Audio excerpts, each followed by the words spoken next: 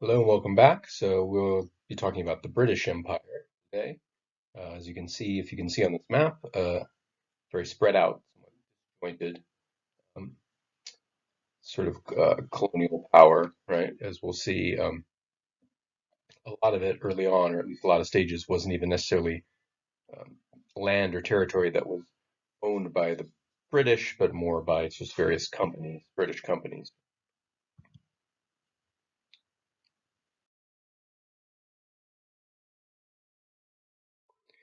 So if you were to look at England in the 1500s, it wouldn't look anything like an empire. Not even the entire island of Britain was unified. So in the 1700s, England united with Scotland and then with Wales uh, to at least unify that island, and this was sort of the beginnings of further expansion. Um, and at the time, as the Spanish and the Portuguese and other powers had been acquiring colonies for centuries now, uh, England was not particularly interested in the Americas. They were happy to just trade through the Italian merchants, Venetians, and such. But there came a point where you really couldn't get away from it, right? You had to sort of enter into the colonial game. Other empires were expanding their own dominance of various trade routes and trying to sort of like maximize their own profits at the expense of the other players. Uh, may recall the Spanish Armada, right, of 1588, where Spain attempted to take over England. Uh, Spain lost that battle, right, but it was a important lesson for the British, right? The point was made crystal clear. Um, there was all sorts of internal Protestant Catholic conflict going on in England. Um, France was becoming an important power, and they're right on the other side of the English Channel there. So it was clear that England not just sort of hang out on the sidelines. England needed to get into the game and start expanding and become an imperial power in its own right.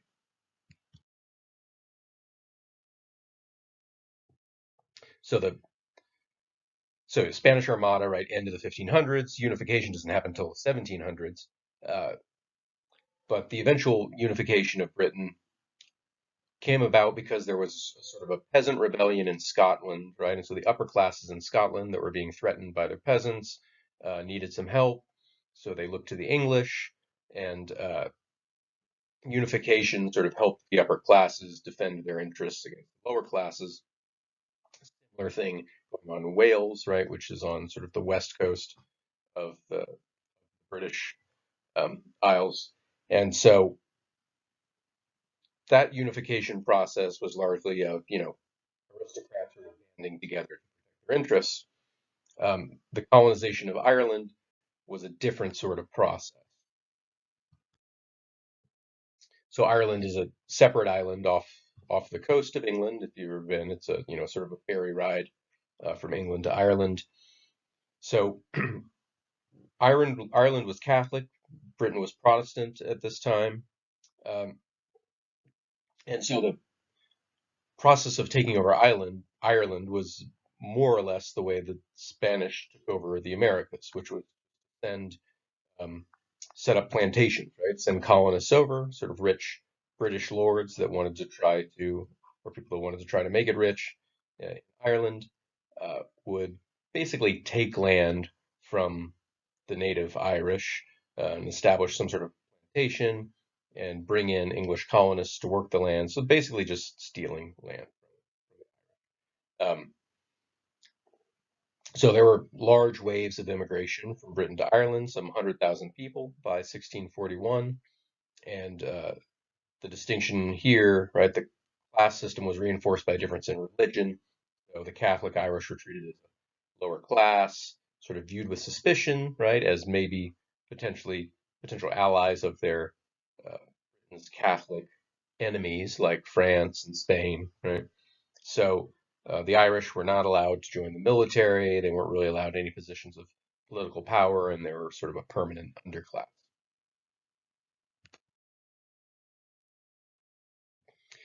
So in Ireland, they did sort of straightforward, old-fashioned colonization, not unlike the Spanish. But elsewhere in the world, they sort of pioneered a new method of colonial expansion, which was through chartered companies. So these are, like the corporations we have today, but this is sort of birth of that sort of entity on the world scene as a major player. So one important such company was the British East India Company. Um, so they acquired territory in India. Um, the land was technically not owned by the British; it belonged to the company. Right? They sort of followed in the footsteps of an earlier company called the Levant Company, which was in sort of Israel, modern Israel, Palestine. Um, that company was dealing with the Ottoman Empire, trying to set up, deals for the British to trade in the territory of the Ottoman Empire. The East India Company um, was concerned with India, which was ruled by the Mughals.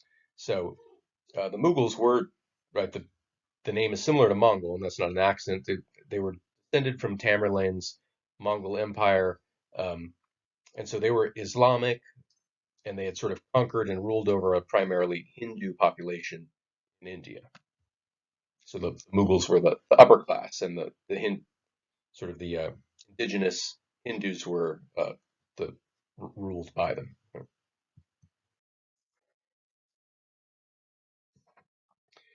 So, not unlike the Ottomans, the Mughals were primarily interested in trade, right? They weren't particularly interested in converting all of their Hindu subjects to Islam or anything like that. As long as the trade flowed and the taxes were paid, they were happy. So, the East India Company, EIC, I'm just abbreviating it. Uh, they made up a deal with the Mughals that worked out well for everyone. So they provided the Mughals access to European markets, and for a while it was just, it was largely a friendly and profitable arrangement. So you had silk, tea, and cotton textiles coming from India into Europe. Um, the East India Company pretty much monopolized that trade, um, partly by the support and the sanction of the English government, right? So England more or less allowed them to stay a monopoly, and then also if any rivals did pop up, they would just buy them out. So generally, Europe very much wanted what Asia had to sell, right? All these silk, spices. Tea. Um, Asia wasn't very much interested in what Europe had, except for all the silver that was coming from the Americas. So silver, right, would come from the Americas into Europe, then it would flow the, to the east to India and China, and back would come. This was the sort of global trade network of the time. And the East India Company had a big slice of that trade. So what makes this sort of approach to colonization or colonial expansion modern is the East Indian Company did not particularly care to conquer anybody or rule anybody. That's a big hassle and it's expensive, right? To all of a sudden now have to be administrating whatever roads and hospitals and whatever that else that a government does. Um, East India Company wanted to stay lean and mean and just pull out profit. Right? So it would come in and just try to cooperate with the locals. Could hire locals in their operation. Also bring in English and Scottish agents who would move to India, live in India, and work for the India Company. There was a similar sort of situation, although different, uh, trading in different um, things, which was in Africa. So the Royal Africa Company, also a British company, there they were trading in. They had some agricultural plantations, but they were also trading in. If you've ever seen the film Out of Africa, uh, that period, right, where the British were established in Africa, and it's that movie traces a woman who she's actually a Dutch woman, I think, who goes and tries to make a living with cattle ranching, right, and decides instead to grow coffee and anyways, but yep, that's what people are doing, right? And of course, taking human beings and capturing them and sending them into slavery. So um, so the Virginia Company uh, was again, just a corporation that was formed in the United States that set up a colony in what is now the United States, right, in Virginia. And these were the earliest English uh, colonies in North America.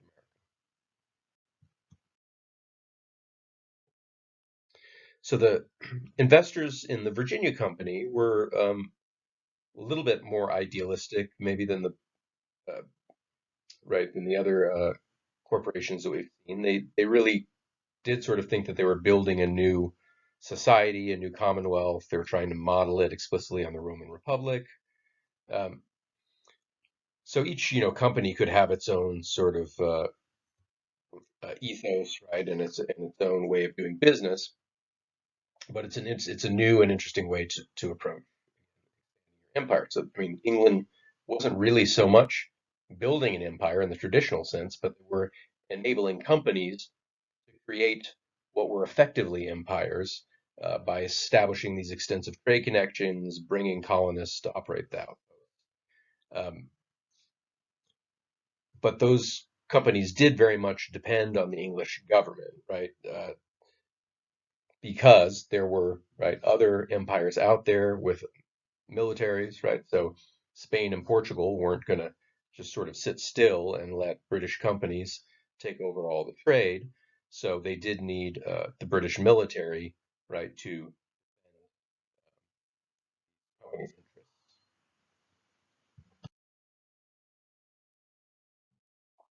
So looking at North America, so the first English colonies there were pretty small, right, very much ill-equipped to survive alone on a vast continent. So it's not like Cortez, right, coming in with a few hundred Spaniards and conquering the Aztecs or whatever.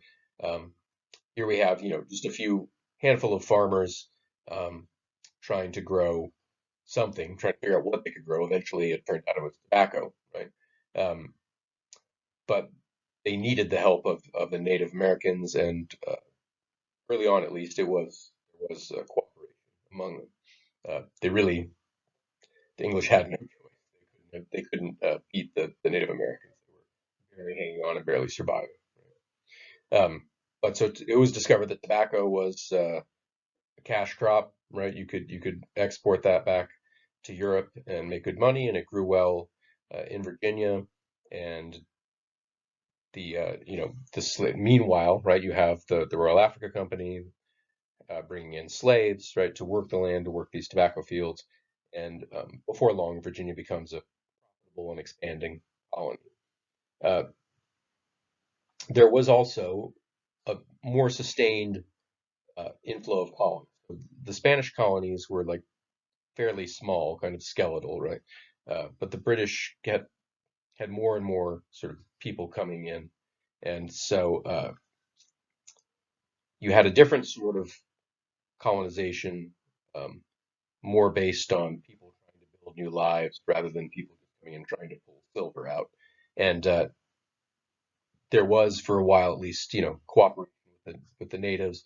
Um, Land was not technically sort of stolen or conquered; it was quote purchased, although it's it's unclear that the Native Americans had the same concept of ownership as the British did, right? So when they offered to buy something, it's not clear that the communication was right there. And even if it was maybe technically purchased, it effectively stolen, right? At any rate, the English got the better.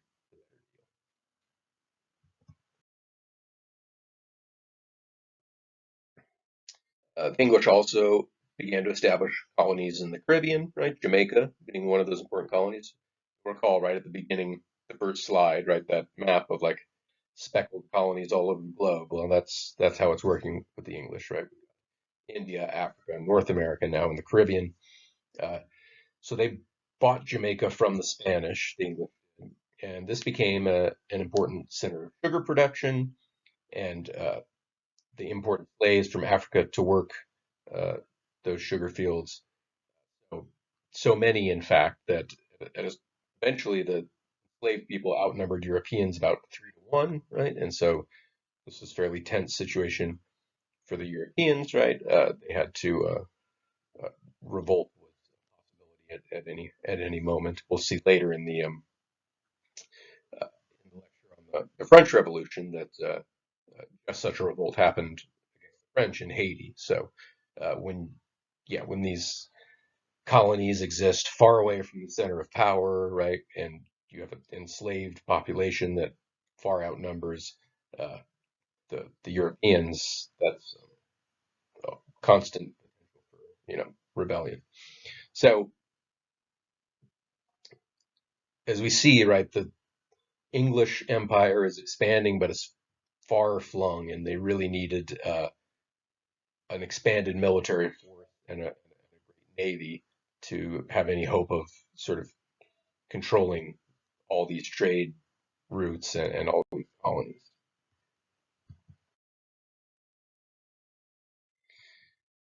So they needed a strong military, right?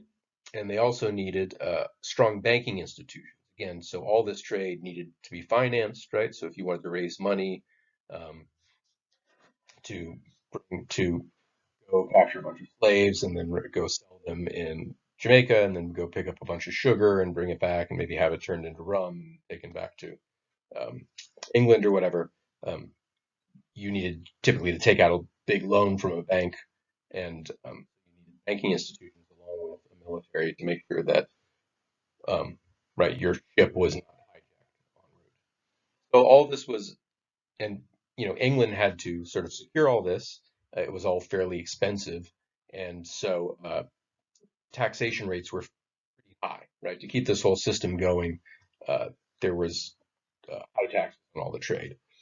So, for example, the Navigation Acts of the mid 1600s um, prevented foreign ships from importing goods to Britain, right? They wanted the monopoly on all this trade, so they would have either high tariffs or total bans on foreign ships coming in trying to sell their goods. Um, and this gave them sort of an advantage, right? There were other, so the Dutch were kind of a similar approach. There was the Dutch East India Company as well, right? The Dutch were following a similar model, but they didn't have quite the same authoritarian approach to it, and this sort of gave the English an advantage. Right? They had a bit more control over their economy in this way. But as you can imagine, people don't tend to like high taxes, right? And this certainly rubbed many English colonists and traders the wrong way. And if you know anything about the history of the American Revolution, right, there's a picture of the Tea Party. Um, this is going to be a, a big point of contention, right? All of these taxes and taxes will in part spark the American Revolution.